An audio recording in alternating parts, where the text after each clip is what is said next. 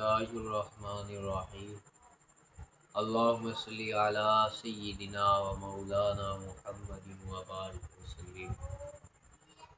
اللہ تعالیٰ کے فضل و کرم سے اور اس کی توفیق سے آج ہم نحوی ترکیب کو اس کے چوتھے سبق میں حاضر ہیں۔ اللہ تعالیٰ کی بارگاہ میں دعا ہے کہ وہ ہمارا سننا اور سنانا اپنی بارگاہ میں قبول فرمائے۔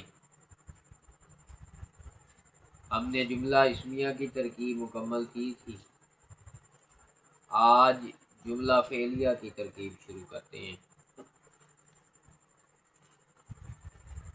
جملہ فعلیہ کی ترکیب میں یاد رکھیے کہ فعل دو قسم پر ہے، فعل لازم اور فعل متعدی۔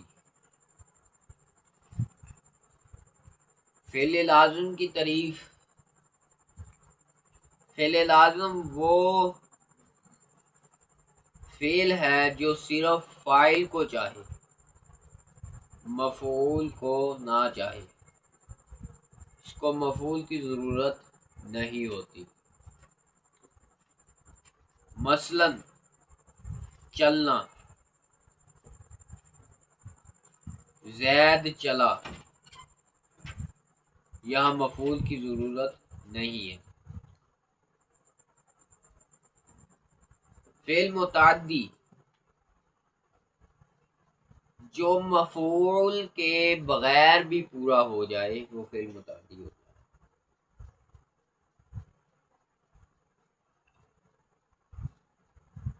جیسے ضرب زید،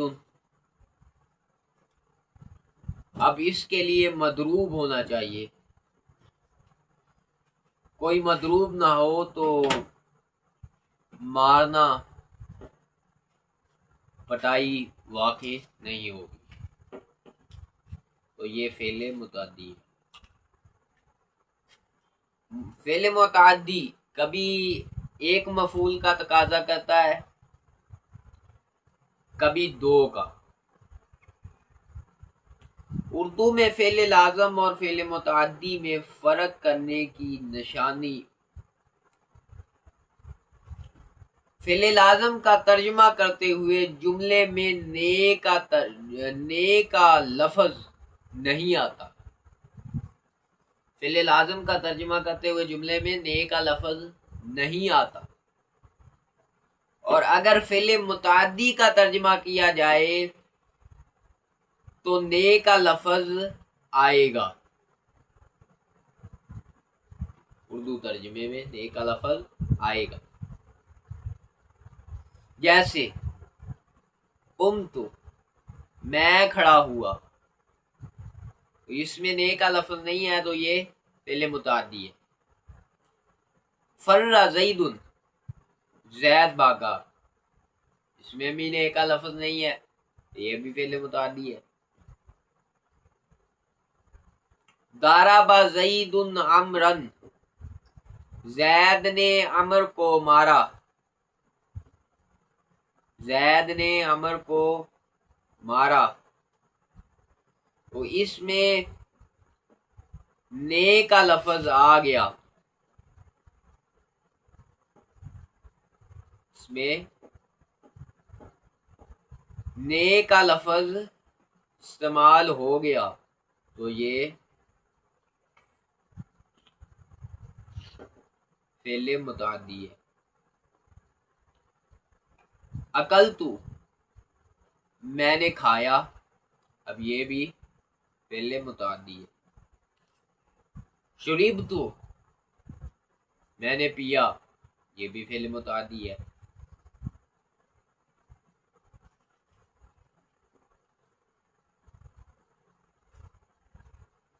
یاد رکھیں کہ فعل کا فاعل اس میں ظاہر بھی آ سکتا ہے اور اس میں ضمیر بھی۔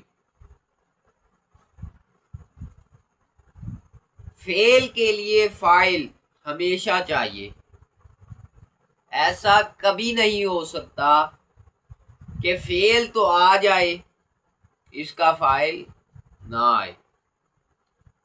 تو جب بھی فعل آئے تو اس کا فاعل ضرور آئے گا. یس. اکل زید، زید نے کھایا. کھانا کھایا. اگر زید نہ ہوتا تو اکل کا فعل بھی نہ پایا جاتا. اور پھر یاد رکھیں کہ فاعل جو ہے وہ ہمیشہ مرفوع ہوتا ہے. فاعل مرفوع ہوتا ہے، اور وہ فاعل اس میں ظاہر بھی ہو سکتا ہے اور فاعل اس میں ضمیر بھی ہو سکتا ہے. اور ماضی کی گردان میں فاعل کی ضمیریں دیکھ لیں. ضربا میں ہوا ضمیر فاعل ہے. ضربا میں ہوا ضمیر نہیں کہنا. الف ضمیر تثنیہ مذکر ہے. ضربا میں الف ضمیر. ضربو میں ہم ضمیر نہیں، واو ضمیر. ہم ضمیر وہ آپ کو سمجھانے کے لیے کہا جاتا تھا شروع ابتدا میں. ضربت میں تا ضمیر ہے، بلکہ یہ جو تا ہے یہ ضمیر نہیں ہے. یہ تا تانیث کی علامت ہے. یہاں تا جو ہے وہ تانیث کی علامت ہے. یہاں ہیا ضمیر ہے. ہیا ضمیر ہے. اور ضرباتا،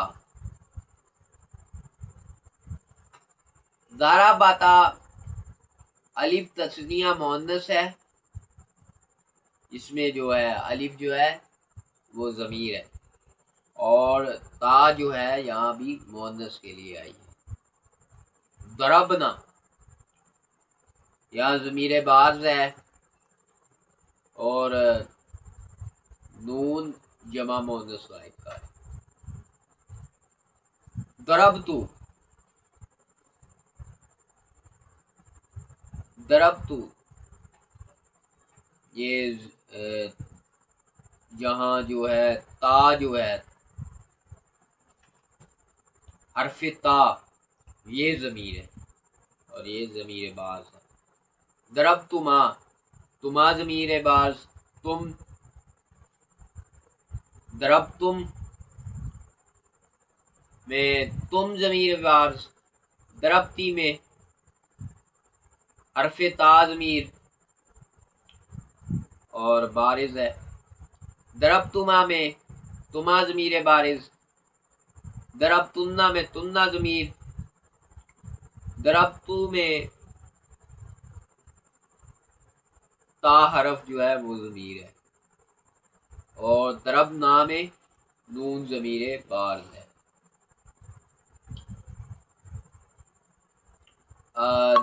ضربا، ضربا، ضربو، ضربت اور ضربت. یہاں آپ نے تا ضمیر نہیں کہنا، بلکہ آپ نے کیا کہنا ہے؟ تا جو ہے وہ تانیث کی علامت ہے، اور یہاں ہیا ضمیر ہے. ہیا جو ہے وہ ضمیر ہے.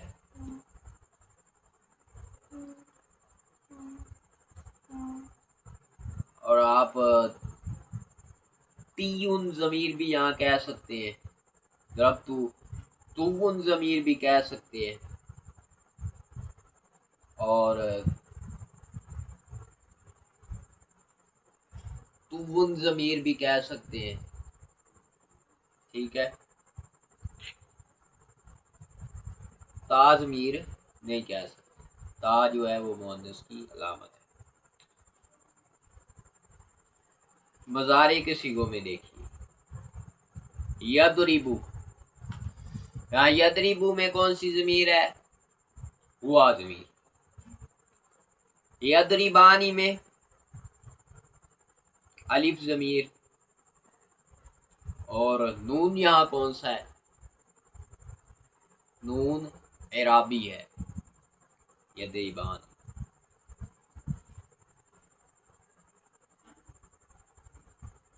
حالت رفع کے اندر جو ہے وہ نون اعرابی برقرار رہتا ہے، اور حالت نصبی اور جری میں نون اعرابی گر جاتا ہے. یضربونا، یضربونا میں واو ضمیر ہے اور نون اعرابی ہے. تضربو میں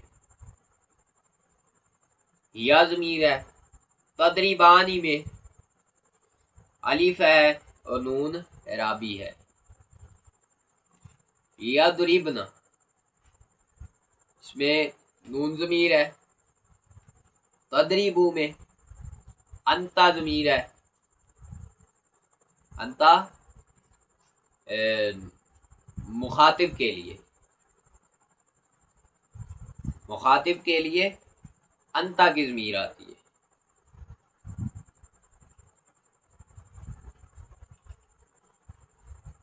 اور الف ضمیر تضربانی میں الف ضمیر. یاد رکھیے کہ الف مختلف صیغوں میں استعمال ہوگا، مختلف صیغوں میں استعمال ہوگا. تو اس کا استعمال یہ الف کبھی تثنیہ مذکر حاضر، کبھی تثنیہ مؤنث حاضر کے لیے، کبھی تثنیہ مذکر غائب کے لیے ہوگا. تو تضربانی میں الف ضمیر. تضربونا، تضربونا میں واو ضمیر اور نون اعرابی ہے. تضربینا، تضربینا میں یا ضمیر ہے اور نون اعرابی ہے. تضربانی میں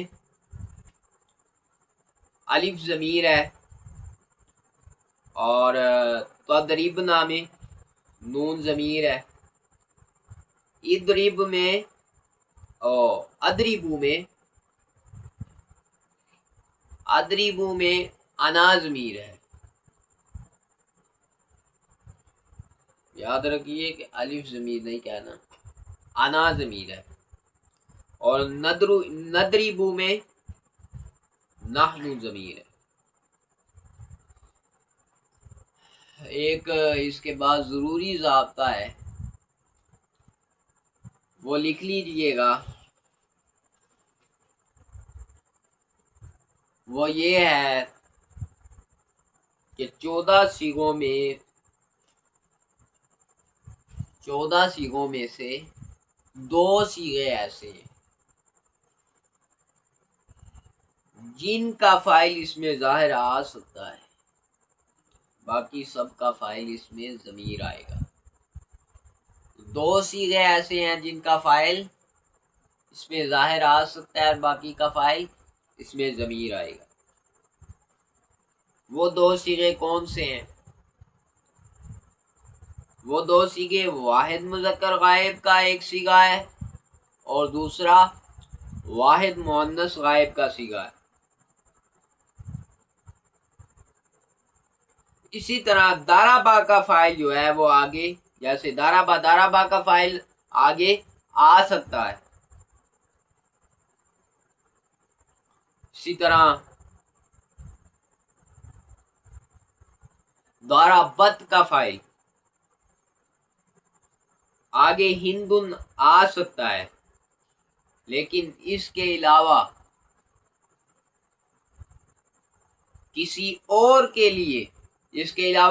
کے لیے زید یا ہندن فاعل نہیں بن سکتے.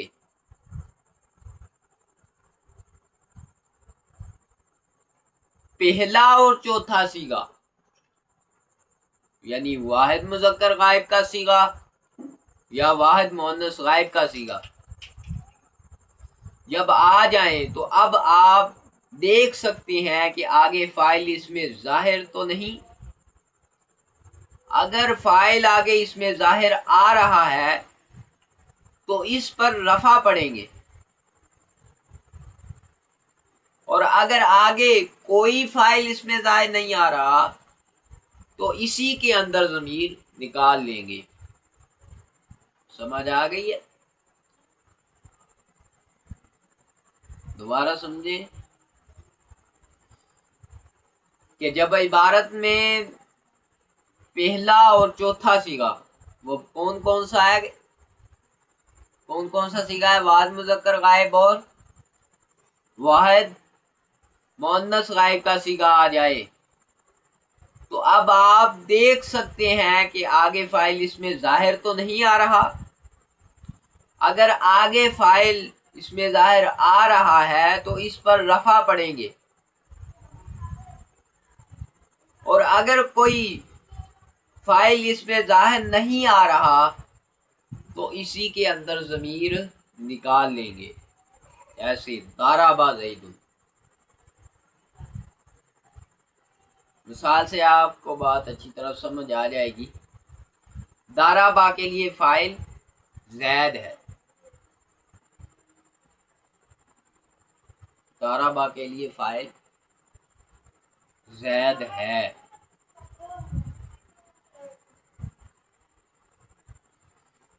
اگر اکیلا ضرب ہے، آپ ضرب کے اندر ہوا ضمیر، ضرب کے اندر ہوا ضمیر ہے وہ نکالیں گے.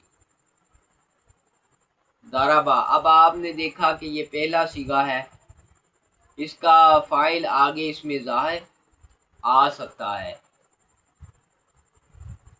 اب آپ نے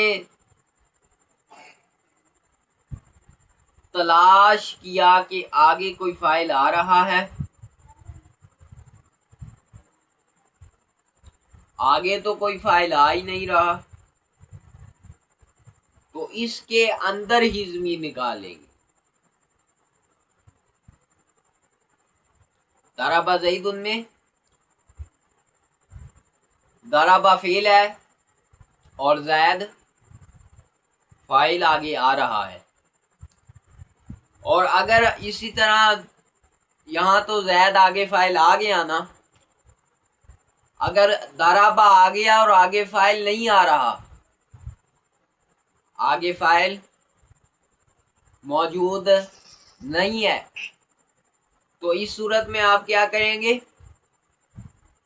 ضرب کے اندر ہی ہوا ضمیر فاعل ہے وہ نکال لیں گے.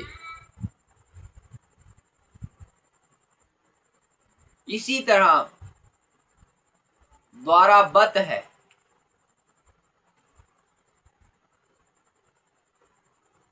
جب میں نے کہا ضربت ہند تو آپ نے دیکھا کہ ضربت فعل آیا، یہ پہلا ہے یا چوتھا ہے؟ تو پھر معلوم ہوا کہ یہ چوتھا فعل ہے، اس کا فاعل آ سکتا ہے.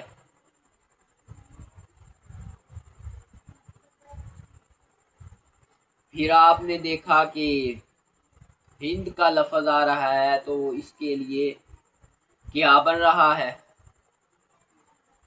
فاعل بن رہا ہے. اور اگر ہند کا لفظ نہیں آ رہا تو پھر یا ضمیر کو فاعل بنائیں گے. ضربت، دوبارہ سمجھیے، ضربت، ضربت فعل آ گیا، ضربت فعل آ گیا. اب آپ نے دیکھا کہ یہ چوتھا فعل ہے، یہ چوتھا صیغہ ہے واحد مؤنث غائب کا. ہم نے بات کیا کی تھی پیچھے کہ دو صیغے آ جائیں واحد مذکر غائب اور واحد مؤنث غائب، ان کا فاعل جو ہے وہ کبھی ظاہر ہوگا اور کبھی مستتر ہوگا، تو یہ چوتھا صیغہ ہے۔ تو اب دیکھیں کہ فاعل موجود ہے آگے، نہیں موجود تو پھر آپ ضرب سے یا ضمیر نکالیں اور یا ضمیر کو فاعل بنا دیں۔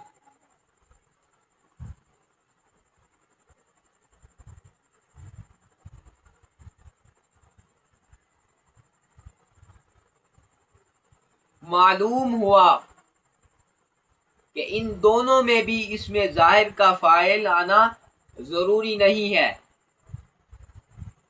کبھی آ سکتا ہے اور کبھی نہیں، اور باقی 12 صیغوں میں فاعل ضمیر ہوگی، باقی صیغوں میں فاعل ضمیر ہوگی۔ یہ قاعدہ بہت ضروری ہے، یہ ضابطہ اگر آپ کو یہ ضابطہ یاد ہے تو آپ عبارت جلدی جلدی سے فوراً حل کرتے جائیں گے۔ اس ضابطے کو اچھی طرح سے یاد کر لیں۔